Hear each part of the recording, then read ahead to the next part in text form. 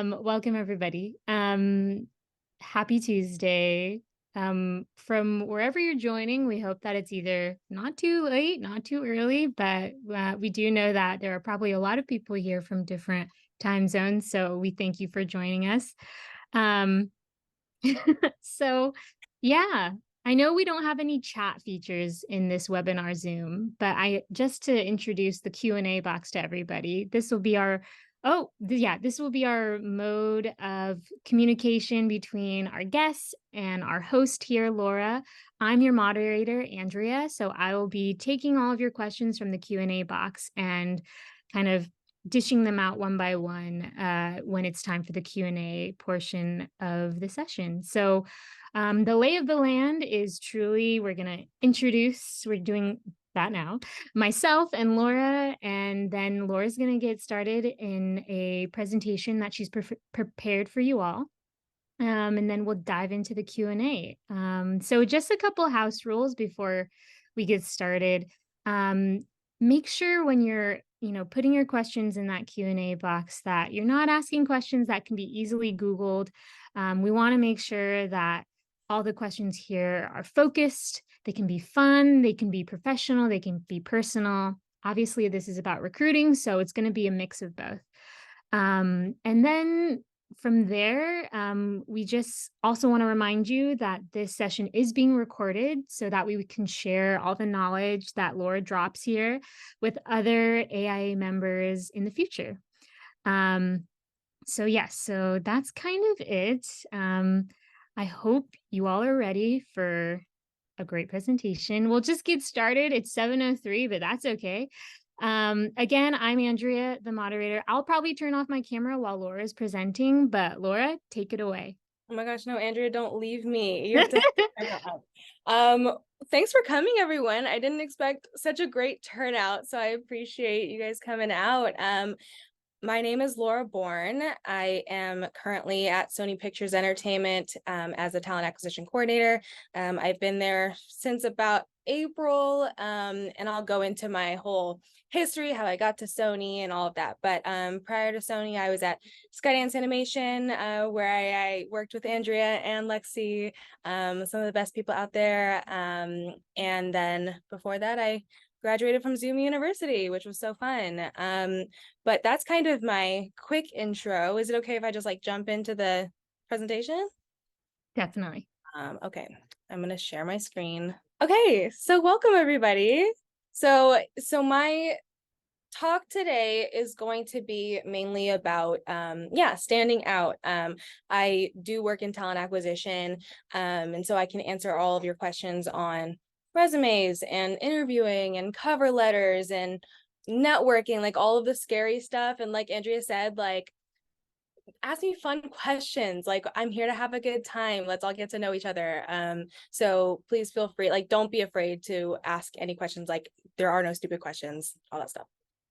Okay, so I'm gonna start with an intro to me, so you can get to know me better. And we're gonna start at the very, very start. Okay, this is me as a baby.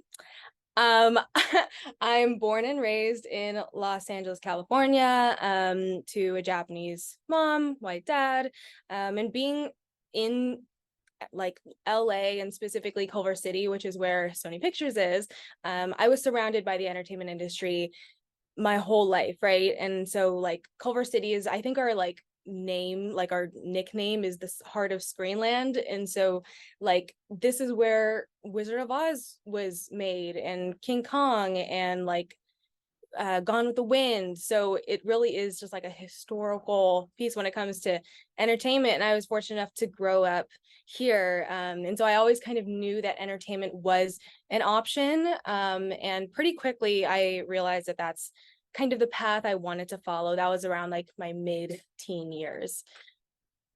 And then jumping to my teen years, I kind of wanted to show a little bit about where I come from, the organizations I was a part of. I always loved to be involved, whether it was in school or outside of school. And that's kind of where my passion or it started to brew where I knew that I wanted to be in recruiting, because I just love talking about the organizations I was a part of, and I wanted to tell everyone about them and then have them join me and make new friends, right? So the top left, the top left is me in student government, or ASB. If you squint, you'll see me like in the bottom right with like the face paint. So that was me. I loved being an ASB. And then I'm like really like, this is like the deep cuts right here. Okay. Top right picture. I was like a freshman in high school on the right side. No one, like, I know this is getting screen recorded, but like, please don't share this outside, because yeah, this is embarrassing, but I thought I'd show you all. So I played tennis most of my life. And this was me on the tennis team. When I first started, I ended up becoming like team captain. But this was like my first group of friends in the tennis not club, the tennis team. Oh my gosh, tennis team. And then the bottom picture, I was also part of our performing arts academy at my school. So I was in the dance department, which was so much fun. This specific dance was a student choreographed Bollywood dance. And I'm way on the right there, but I just thought this picture was just so cool. It's like, it's just a great picture. And then apart from these, I was also volunteering for years and years at this Japanese summer school during the summers, where I was teaching kindergartners Japanese. I was also tutoring, and I was doing a whole bunch of stuff. So I just really loved being involved. Another thing I was involved in high school was this program called Women in Entertainment. So this was a partnership between the Hollywood Reporter and Big Brothers Big Sisters. And if you're not familiar with Big Brothers Big Sisters, it's a national like nonprofit for mentorship. So the program that I was in, it's their only competitive program, at least it was at the time, I don't know about now, but it's their competitive program where they accept a certain number of low income, high achieving girls in high school, and they pair them up with female executives. And so I was so fortunate to be accepted along with these other beautiful women here. And I was paired with a female executive, or an executive from Sony Pictures Entertainment. We're still very close. That was like 8-9 years ago. We're still very close. She's helped me with everything, all of the college applying and then finding a job after school, like all of that. She's really just like been there by my side. But apart from that, we would go to Sony, or we would go to our mentors' offices twice a month for a whole year.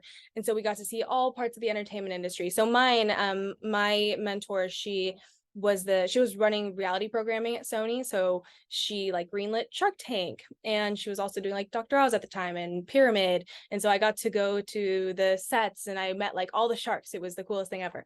But that was my experience. Some of the other girls, they were going, like their mentors were at like talent agencies, and they were like concert agents. I don't know. One of them was like the agent for Kendrick, and like the big names, right?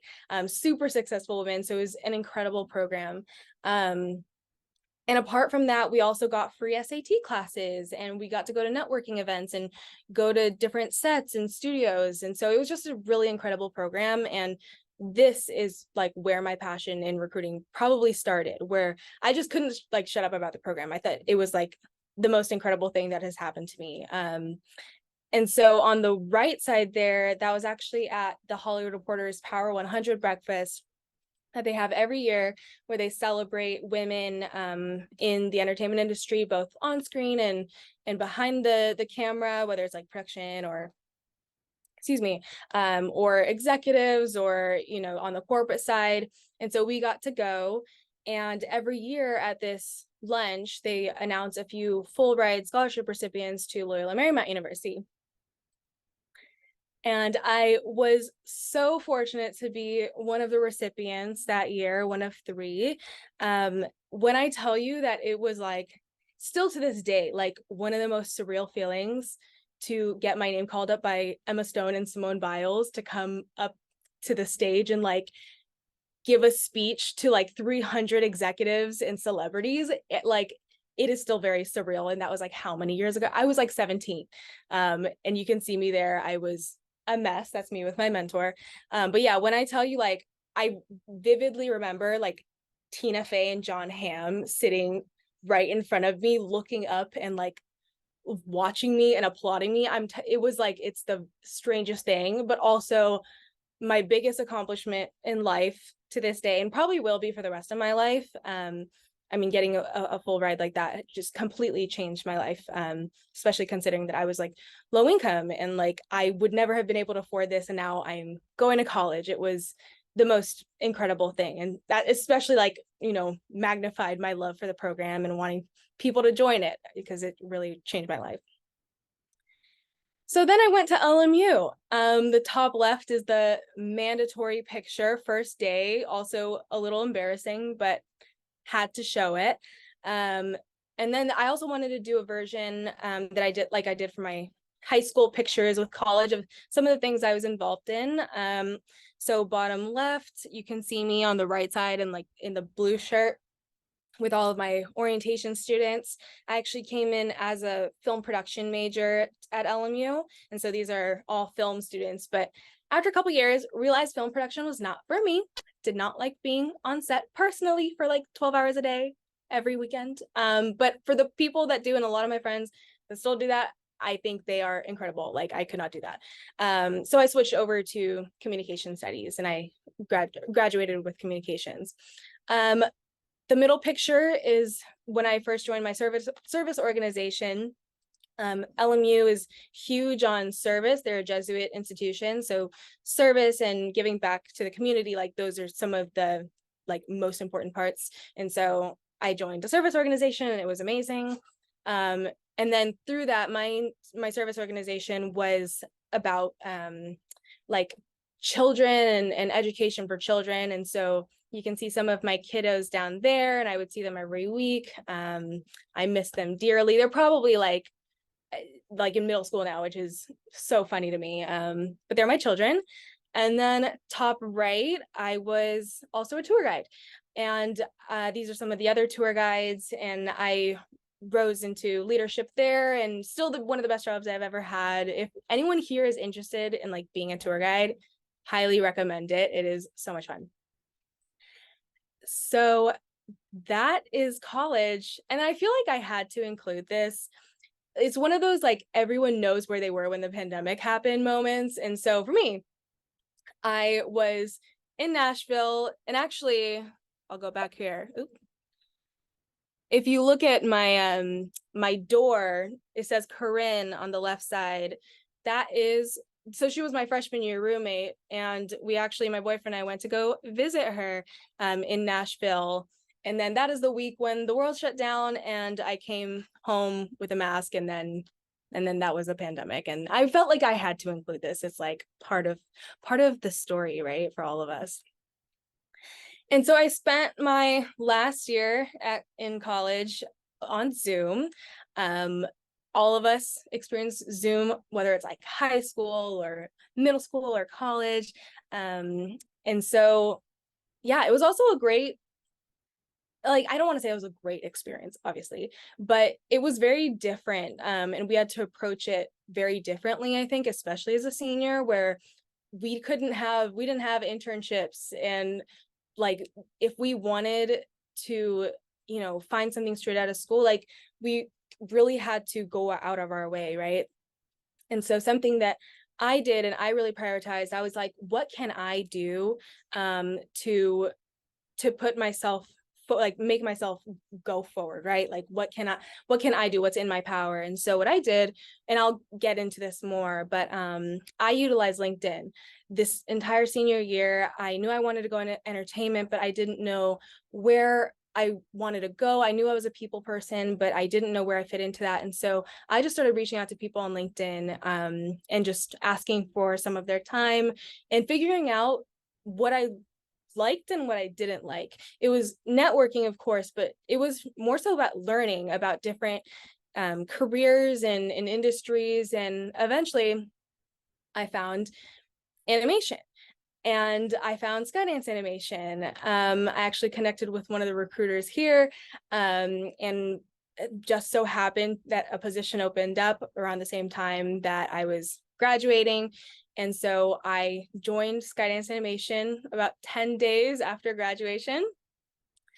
And so that was May of 2021 that I joined Skydance. And it was amazing. I love my time at Skydance. I'll like for some of the pictures here, top left, that was some of my friends and Joe Mateo, who directed Blush. And then bottom left, if you squint, if you really squint, you can see me up there with the mic and some of the other recruiters. And we were at Cal Arts. And this is like one of the coolest pictures of myself that I own. So I had to put that there. Top right, I believe that was CTN, and then one of our Halloween parties. So it was an amazing time. I was a recruiting coordinator at Skydance Animation, supporting 3 of our recruiters with all things logistics and all the back end for interviews, all the artistic interviews and tech and overhead and early careers, all that stuff. Had an amazing time. I fell in love with animation, and I do see myself coming back to animation.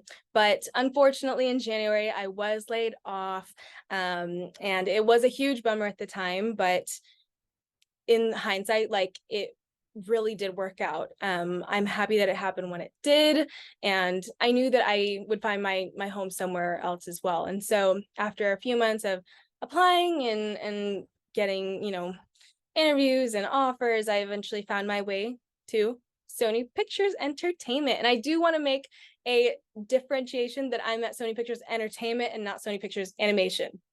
They are separate. So just wanted to make that distinction. But yes, I am at SPE now. I started in April. And I am a talent acquisition coordinator here as well. And so I partner directly with 6 of our recruiters here. Half of them are on the early career side. So I'm super involved in all of the internship, trainee, interview process, as well as the programming and event planning that goes with that. I'm also a part of the technical hiring, so those groups, as well as creative marketing groups as well.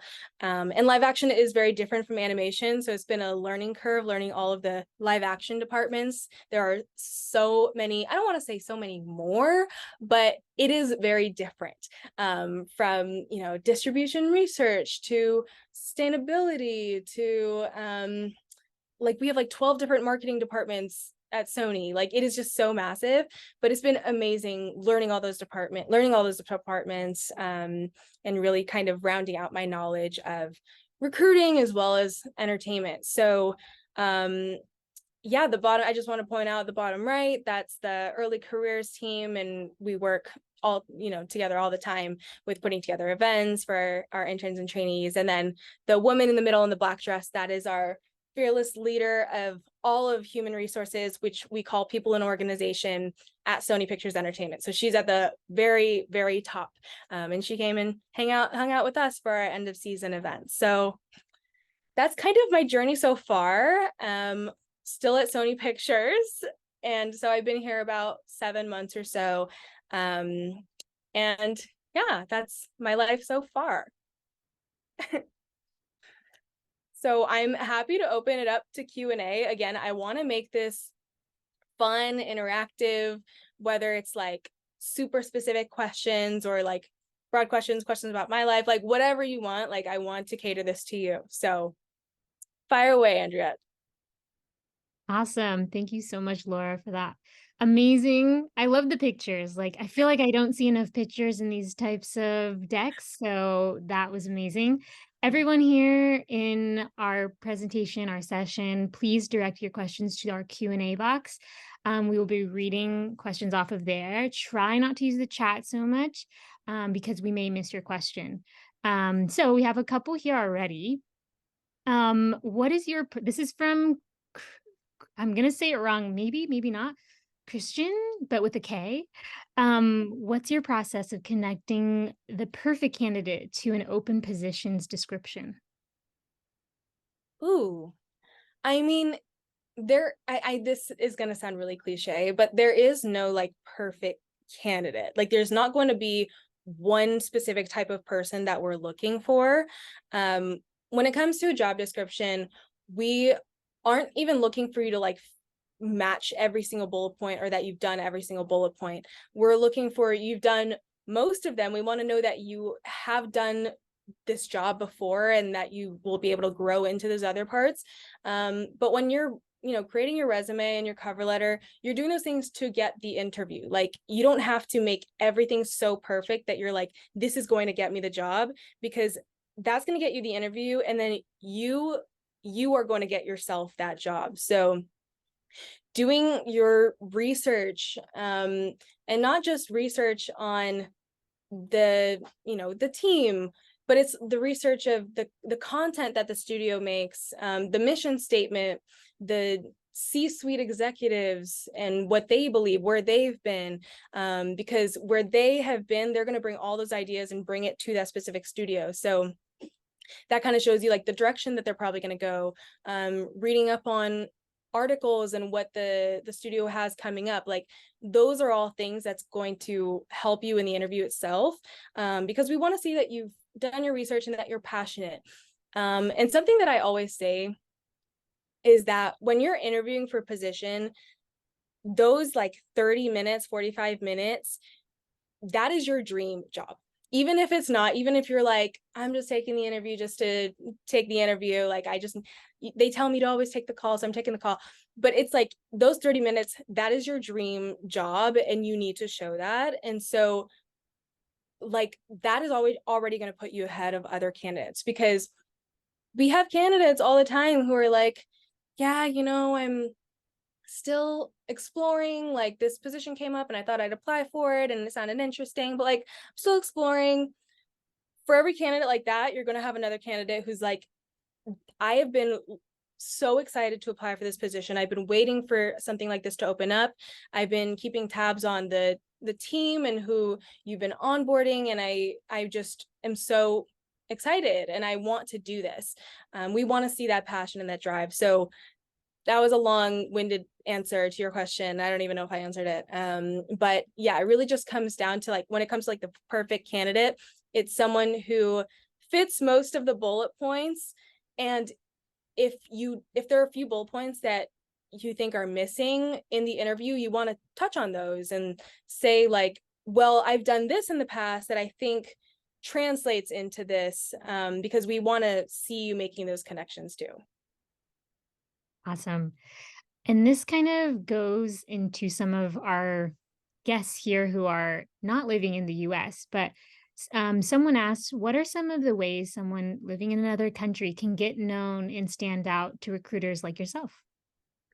That's a good question. And when it comes to international folks and when it comes to sponsorships and visas, I'm not as familiar with that type of stuff. If there are questions coming down the line with those kinds of things, just want to put that out there. But when it comes to standing out, I mean, it's kind of doing the same things of keeping up to date with whether it's the LinkedIn posts or events that the studio is having, connecting with recruiters, but also just people who work at the studio and doing informational talks with them. And informational talks, for those of you who don't know, are just basically asking someone for their time to ask questions about anything, whether it's about them or the company, how they got there.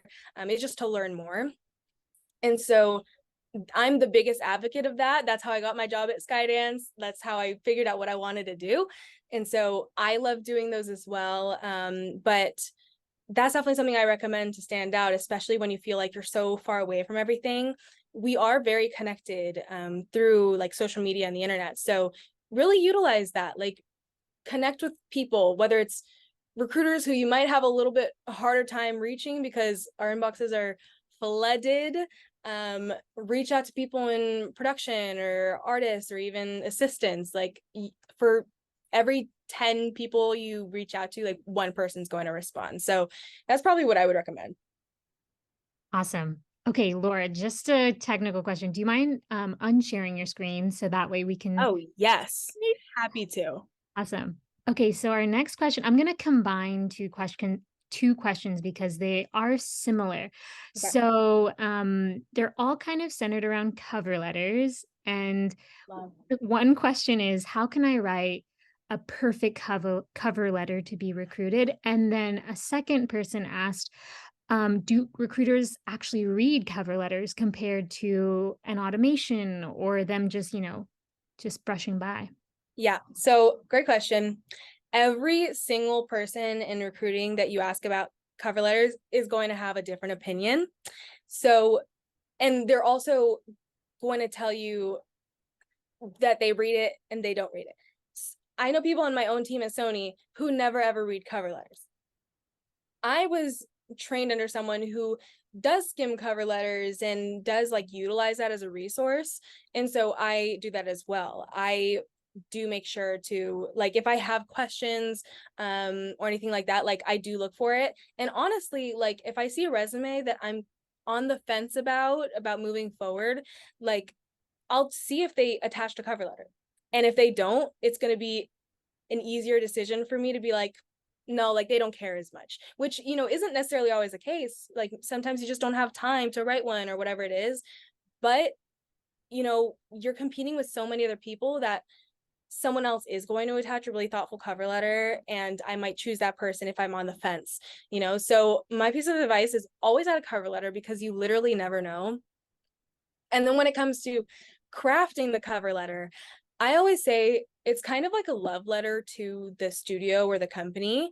Um, you don't want to just pull a formulaic, like random template off of Google. You can start with that, but what I recommend is half of it should be about why that company, why Sony. It's because you resonate with the content, or you resonate with how during the streaming boom we didn't create our own streaming service, and therefore we're a really stable company. We haven't had layoffs. Like those kinds of things that you can find through articles and those kinds of things is going to make you stand out, because it shows that you really do care and there's a reason you're applying to this company. So I always recommend like half of your cover letter should be why that company, and then the other half should be like, why am I the best candidate? You don't have to regurgitate your resume. We really don't need to see that.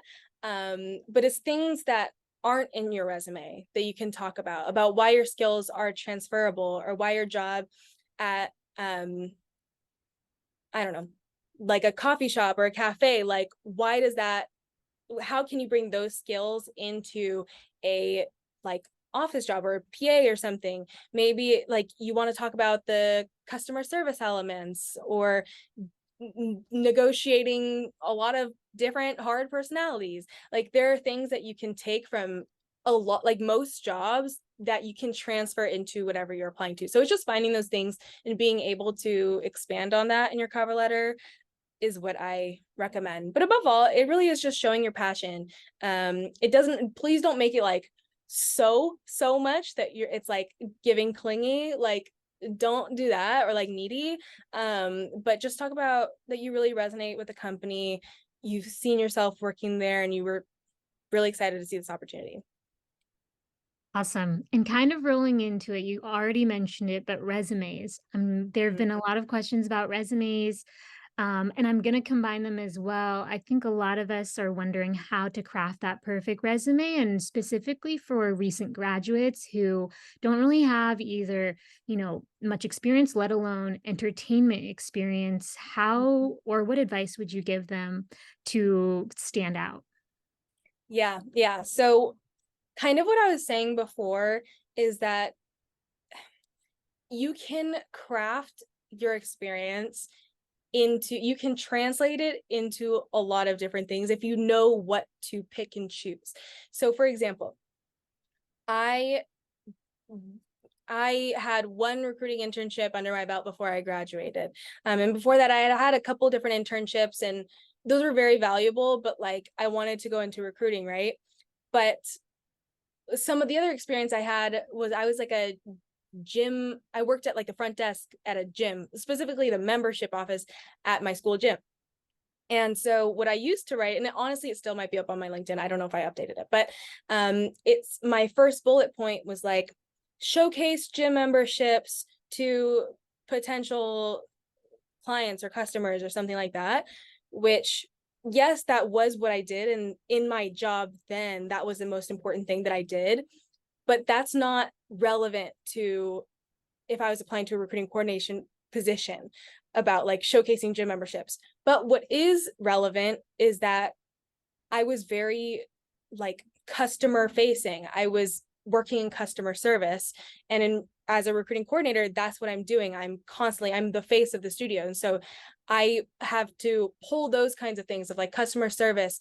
And like I said, like dealing with different kinds of personalities and being able to cater myself and my skill set to different personalities and being able to sell those gym memberships based on those people, right?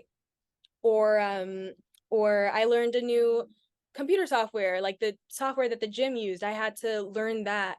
And so picking up different softwares and or I'm trying to think, like those kinds of things where it might not seem so obvious to you because you're in it and you're doing your day-to-day job, but there are things that can be transferred to entry-level animation positions. You just have to figure it out. I feel like there's one more thing I was going to add, but essentially that, yeah, I'll think of it. But yeah, just like, even if you're working at like I said, like a coffee shop or a Target or wherever it might be, in which a lot of you are probably working like minimum wage jobs or only have volunteer experience or only have school experience and you're in clubs and those kinds of things. Like, have you organized things? Have you event planned? Are you working in any kind of computer software? Those kinds of things that you can pull and really brag about on your resume. Nice. I totally agree. I think volunteer work is huge, especially when you're still in school. Another thing that I think a lot of students and also people who are, post school that are it's almost a new age of LinkedIn. And I don't know if you feel that way too. I think many people are thinking of LinkedIn is another factor above your resume, above your cover letter that you can stand out. And so we've gotten a lot of questions about how can you foster that relationship between applicant and recruiter, and what kind of language are you using and how often are you following up? Are you reaching out before you apply or after you apply? Give us your take on that. That is a great question.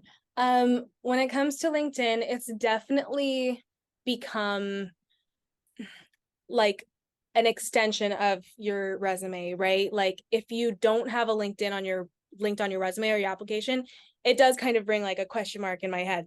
So just step number one, try to keep your LinkedIn as updated as possible. Even if you don't have a lot of professional experience, it's okay.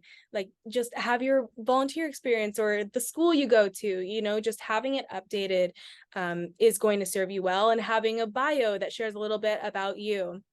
When it comes to fostering relationships, definitely reach out to those recruiters. It doesn't hurt. You might not hear back, but it does not hurt. And let them know that you've applied. I will say for myself, I am not the one that is doing all of the actual recruiting for the most part.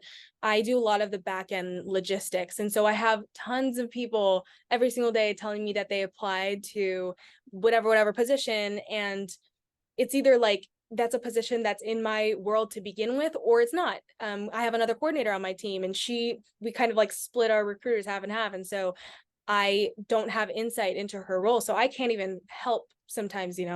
But like I recommend going more for the recruiters and the managers and those folks, because it does depend. Like at Sony, I am not as involved in the day-to-day recruiting as I was at Skydance, where I was actually looking at resumes and I was involved in those phone screens. I don't do that as much here, so you just never know. But yeah, like reach out to those recruiters, let them know you apply. Also engage with posts, engage with the recruiters posts. Don't be overbearing. Like don't comment on every single post. Like please don't do that. You are going to stand out, but not in a good way. So just like keep up to date with everything. But I mean, apart from that, just the biggest thing is keeping it updated, because on the back end for like just a little insight is that we have like LinkedIn Recruiter, where that's how a lot of recruiters source candidates, which means like finding candidates that they need.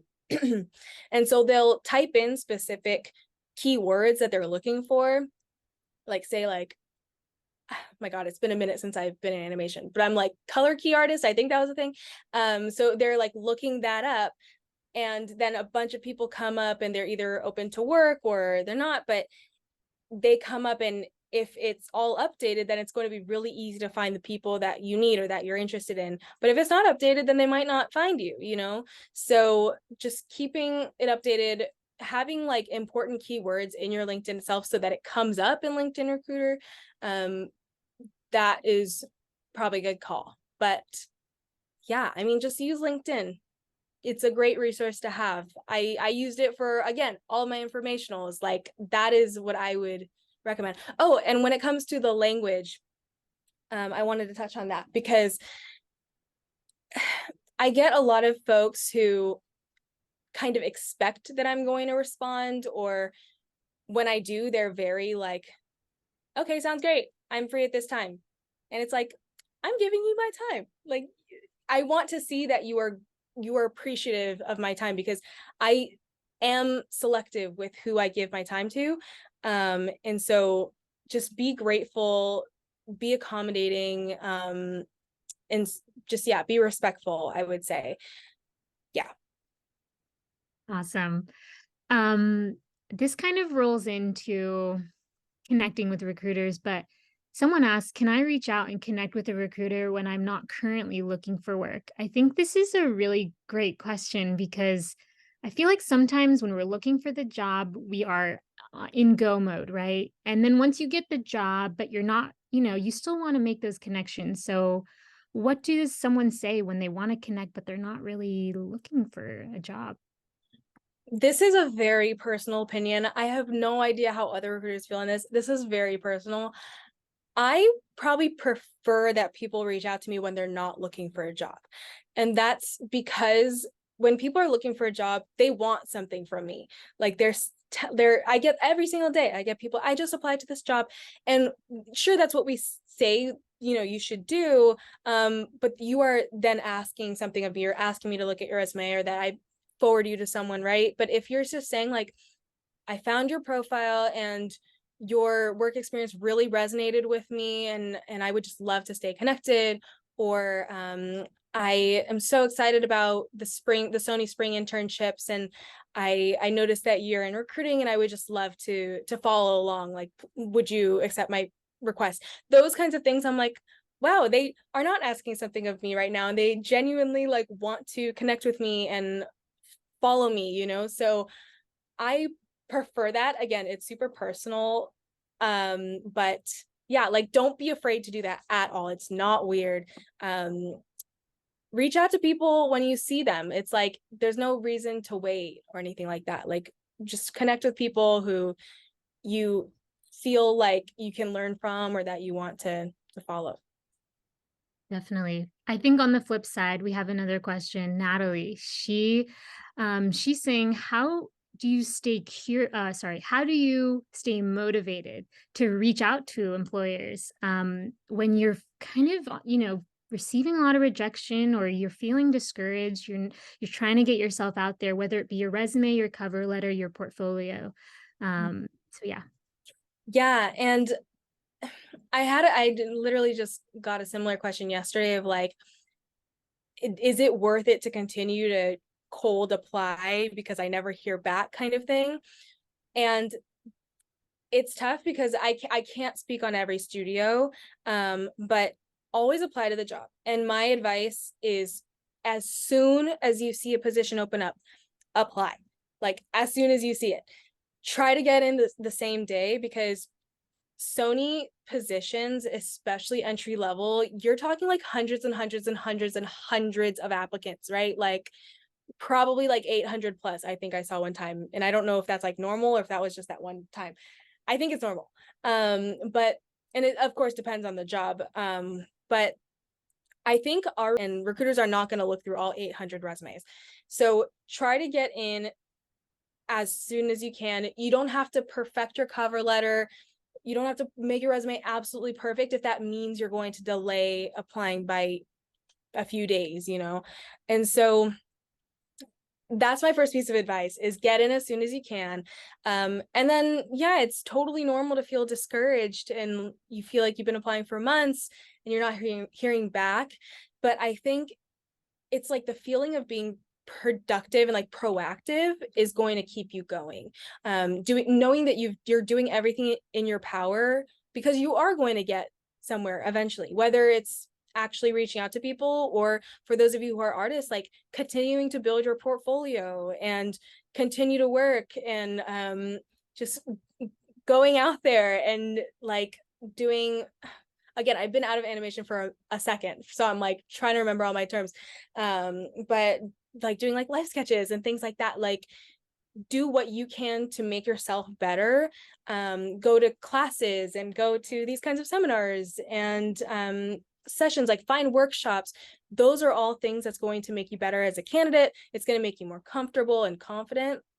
So I do recommend that. But yeah, it's just being proactive is just going to keep you going. Awesome. Okay, I'm going to reel it back around to you, Laura, because I think this question is very cool based on your background. But Mhm. what are some differences between live action and animation recruiting? For example, are there differences in who's the ideal candidate? And I know we already said those like keywords, ideal candidate, because we won't touch on it, but the differences. I think I mean, you have such a great background to speak on that. Yeah, it's so different. It is so different. Um, so animation, I mean, there's the animation pipeline, right? And with Skydance and a lot of animation studios that are out here, these studios do like the front end animation pipeline, right? The storyboarding and the viz dev and the writing, like all of that happens here. And so it's like we are recruiting for those types of roles. And I think when I was at Skydance, the types of roles that I was seeing was pretty consistent. I mean, they would vary even within like biz dev or whatever it is, like they would vary. But I was getting very comfortable in a good way. Like I was getting confident in the types of roles that I was looking at, and I knew what to look for and those kinds of things. And so that's one difference. That's just like one of the differences. I'm going to be bouncing around here because it's a lot. But in live action, there are like dozens and dozens and dozens of departments across the studio. It is so big. And I can't speak so much on like a smaller live action studio, because I really do feel like I went from like an animation startup to this 100-year-old like top 5 studio. So it is polar opposites. But with live action, I'm not really working so much with a pipeline of how a movie gets made. Like that is not the timeline or anything that I'm working with. For me, with recruiting, I'm mostly working with our like creative and corporate roles, and not so much production. Because even with live action, still production doesn't go through recruiting for the most part. If you can imagine, like even thinking, if you have like film friends, or if you know much about live action industries, it's like a lot of the same crews tend to stick together, and they tend to travel and follow their directors or whatever it is. And so we're very much trying to break into that. We're trying to let our productions know, like, hey, you can use this as a resource, especially when it comes to like D&I. A lot of those productions still are mainly white. And so we are trying to break in, and we're saying we can find amazing candidates for you if you let us. And so I think we're still at the beginning of stages of that. But that being said, we don't touch production so much right now. With live action, we really are filling roles as they come. Again, not necessarily based on staffing up a show or something like that, which was a lot more of what I was doing before. It really is like positions open up across the studio, across our business affairs and finance and human resources and marketing, distribution, like all of these different departments. And we really are just like filling them as they come. And so getting to know so many teams has been amazing, as well as just like learning the like particulars of like all of these different departments. Like it really is so different. When it comes to the recruiting process itself, like specifically the recruiting process, it's probably not that different. I mean, you're talking to a recruiter first, and then whether it's they decide or they decide with the hiring manager who they decide to move forward, and then you're going to be in that group of candidates, and then from there you'll either have like second, third rounds, right, and then you get the offer. That's pretty standard. But when it's the more like big picture stuff, it is very different. I don't know if that was like helpful at all, but I can literally talk about this for like an hour. But yeah. No, it definitely was helpful. There are a lot of questions that are kind of hitting this hot topic with that I think is like mythbusters, like specifically when we're sending in our resume and I don't know if you can speak to this, but are our resumes when we're submitting being filtered through some sort of technology that, really kind of narrowed down the choices before it even hits the recruiters? Mm. Wow, that's a good question. The studios that I worked at, no. Of course, I can't speak on other studios. I don't think that's a thing, at least yet. With AI, like I know that there are murmurs of how AI can be used in recruiting. I don't know if that's how it would be used. I can't imagine that we would just trust like a robot to give us the correct candidate. But right now, that's not what we're doing. Like I said, it is manual. Like there's there's a recruiter who's sitting behind the computer, and they're literally clicking through resumes like that. And they look at it for probably 8 to 10 seconds. And if something catches their eye, if they're like, oh yeah, this person's good, they'll file them to the next, to the next folder. So it's manual. Don't worry, like there is a person there. But again, it just goes back to like just getting your resume or getting your application in as soon as you can. Definitely. I really like this question.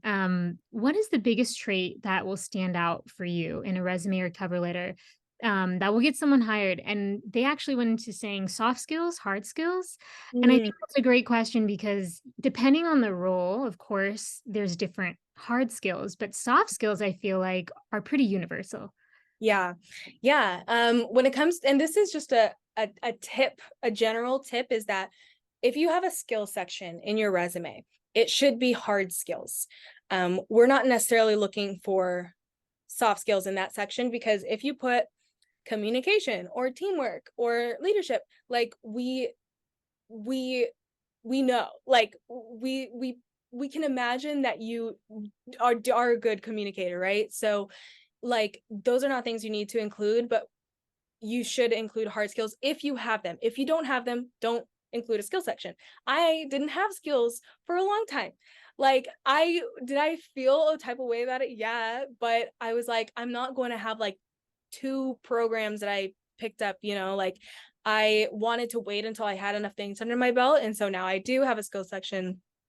But when it comes to standing out on the resume, I think because you only have a certain amount of seconds of someone's attention, you want to make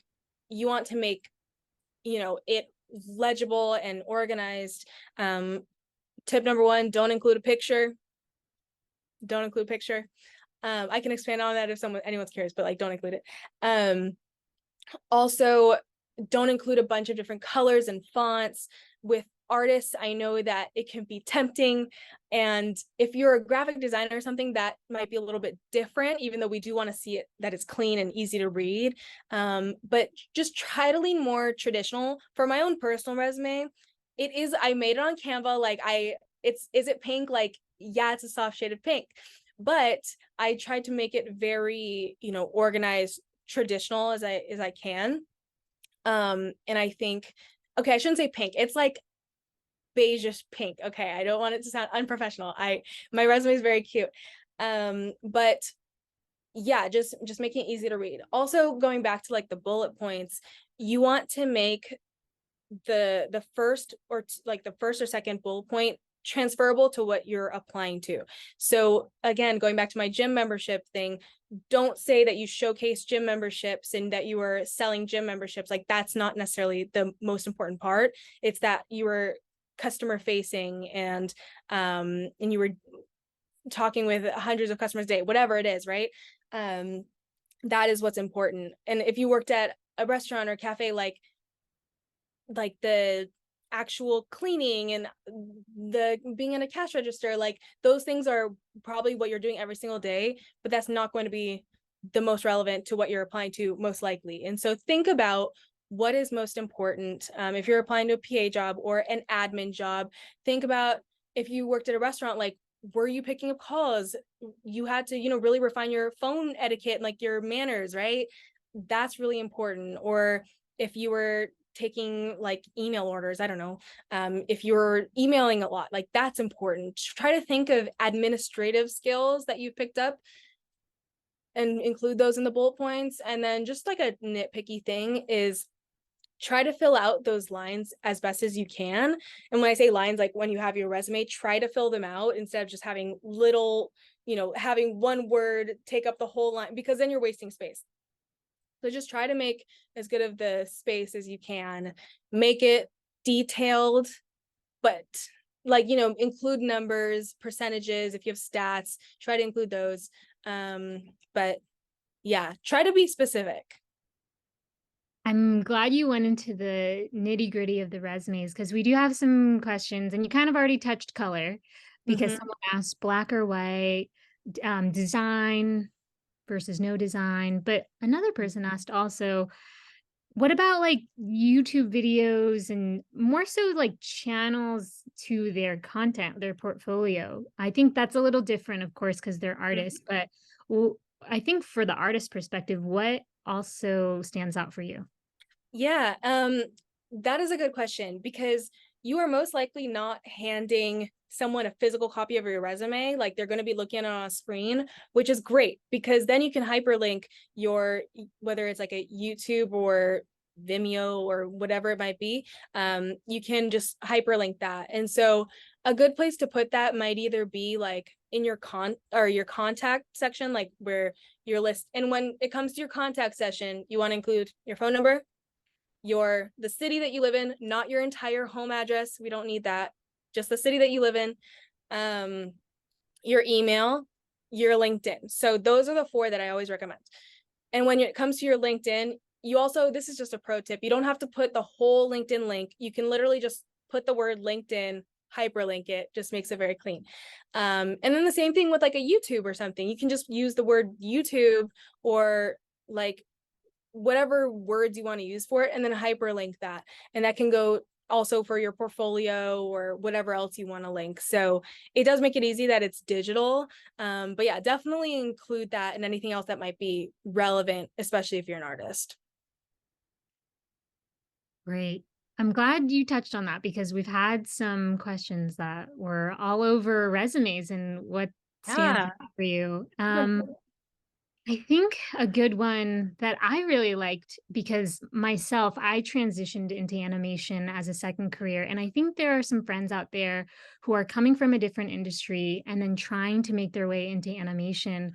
What kind of advice do you have in terms of, I know you already touched on kind of, crafting the skills that you have and kind of narrow reframing it in an Mm-hmm. animation sense, but is there anything else that you think, not just on your cover letter or resume, but something they can do Mm-hmm. in the network sense? Yes. How do you interpret that? Happy you asked. So kind of going back to what I was saying about being proactive, and something that I realized, I was like, oh, I should have said it, was joining organizations like this, Asians in Animation, or joining Women in Animation, or Black and Animated, Latinx in Animation. There are Rise Up Animation. Like, there's so many amazing organizations out there that you're not only going to learn so much from, and you get to go to these kinds of sessions and hear people in the industry. Like, not only that, but if you put that on your resume, it makes you look so good. like I remember it all the time. Like I would be looking through resumes and I'd see agents in animation or women in animation, or if you were like a mentee or something, it's like, oh, like they actually do care, especially if I see you're coming from a different industry or you're just starting out. That alone, just you being a part of an organization, gives me a clue about who you are and what you want to pursue. Because there are times when we're like, we see a resume, say it's all live action or it's all production or something, and we're like, does this person know what they're applying to? Like, this is an animation studio. And so, like, being like joining these kinds of organizations definitely puts you on the map, makes you stand out. So that's just one thing. But yeah, just like, again, going to different workshops and sessions and learning from them what you can do, more artist central ones, maybe they can give you a little bit more specific advice. But yeah, that's my biggest thing, is join organizations and clubs and anything you can. Awesome. So as we wrap up, we've got 3 minutes left. I think one question that I think I can spin for you, Laura, is that this year has been a tough year. I think just in all aspects, with the strikes for live action, and also, just not a lot of places are hiring this year. And so someone actually gave you a shout out in the Q&A saying, kudos to you for managing, or I should say, managing yourself in this time. So for anybody out there, and as you look back on this year as well, what kind of things would you tell yourself like 9 months ago to, as you were kind of, facing the job hunt yourself? Mm-hmm. Oh my gosh. Yeah, it's been a crazy year. I literally, like when it came to my own layoff, like I did not see that coming at all. I woke up and saw a 9 a.m. invite hit my calendar, and I was like, what is this? And then yeah, my whole world turned upside down. But if I could tell myself, like, it's that it's definitely to be open-minded, because I left Skydance, and even, coming into Skydance, I knew that animation is what I wanted to do. And I left Skydance being like, I'm only going to apply for animation roles. Like, this is what I want to do. Why would I cast a wide net and like try to see what sticks, So I was being really specific, and I was reaching out to my contacts at different studios, and a lot of studios were on a hiring freeze at the time, actually. And so like no one was hiring. And it was a really tough time. And for a moment, I did feel a little hopeless. And I was like, well, shoot, like I'm just gonna work wherever and not be happy. But I quickly did have to learn to like pivot. And it was actually an informational that I had with the head of recruiting at Illumination.